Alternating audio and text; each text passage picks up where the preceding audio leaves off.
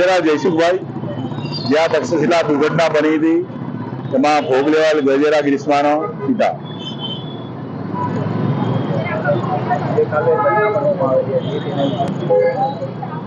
આ તક્ષશિલા જે ઘટના બનેલ હતી એને 5 વર્ષ પૂરા થયા.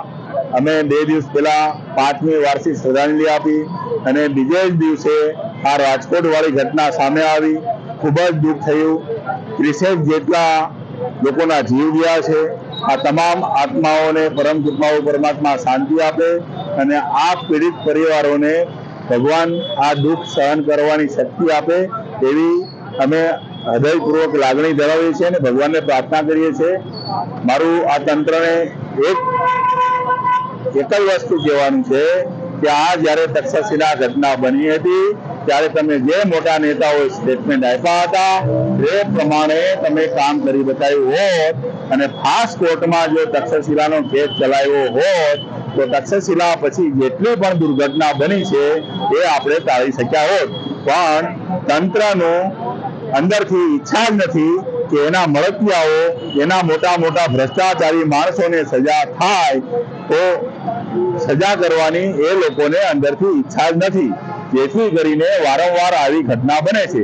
જેથી કરીને રાજકોટના પીડિત પરિવારોને હું એમ જ કહું છું કે આ ભ્રષ્ટ તંત્ર પર થોડી બી તમે વિશ્વાસ રાખતા નહીં અને એ લોકો ગમે એવા સ્ટેટમેન્ટ આપે કોઈ પણ તમે એના પર વિશ્વાસ કરતા નહીં. કારણ કે એ બધી પ્રણાલીમાંથી અમે પ્રેક્ટિકલ વીતી ચૂક્યા છીએ.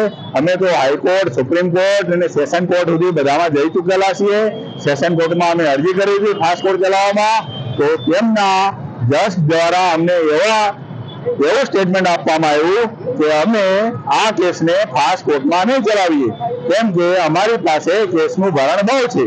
કારણ કે એમની પાસે હત્યાના, લૂંટફાટના હજારો કેસ પડેલા છે. આ કેસને એ કેસની હિસાબે લઈ લીધો. આ કેસનું કોઈ મહત્વ એને સમજ્યું જ નહીં. હવે ન્યાય પ્રણાલીની દ્રષ્ટિએ જોઈએ તો જજ જેવા માણસો બી આ ઘટનાને વિષય કરવામાં લેતા નથી. અને મેન તો આવી નેતાગીરીની વાત, જે સ્થાનિક નેતાઓને સજા થતી હોય, એ મેયર લેવલનો હોય, MLA હોય કે સંસદ સભ્ય હોય, તે પોતાના મત વિસ્તારમાં જ્યારે મતની જરૂર પડે છે ત્યારે દોડીને આવે છે અને જ્યારે આવી ઘટના બને છે તો પીડિત પરિવારોને ખાલી આંસુ સારીને ચાલ્યા જાય છે, બાકી પછી કોઈ જ મદદ કરતા નથી. અને ઉપરથી એવું પ્રેશર લાવે છે કે પીડિત પરિવાર એ હાસ્યામાં ધકેલાઈ જાય છે. આજે 5 વર્ષ થયા સેશન કોર્ટના ધક્કા ખાઈને 251 સાક્ષીમાંથી માત્ર 76 સાક્ષીઓની જુબાની લેવાય છે. આ જ્યારે ઘટના બને ને એવા મેયર, કલેક્ટર, પછી કોર્પોરેશનના જે કમિશનર હોય, જે પણ કોઈ જવાબદાર હોય, ફાયરનો વડો હોતો હોય, તે તમામની જવાબદારી બનતી હોય છે, પણ એ લોકોને છાવરવામાં આવે છે.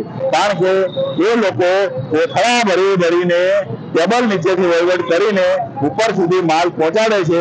એટલે આ લોકો ઉપર કોઈ પણ જાતની કાર્યવાહી કરતા જ નથી. તો અમારે પીડિત પરિવારોને ન્યાયની આશા ક્યાં રાખવી? આજે દિલ્હી સ્થિત જે હ્યુમન રાઇટ કમિશન છે એમને પણ અરજી કરેલી હતી. તો પહેલા તો પ્રથમ દ્રષ્ટિએ એમણે એમ કીધેલું કે આ તક્ષશિલાની ઘટનામાં રાજ્ય સરકાર અને એના કર્મચારીઓ જવાબદાર છે.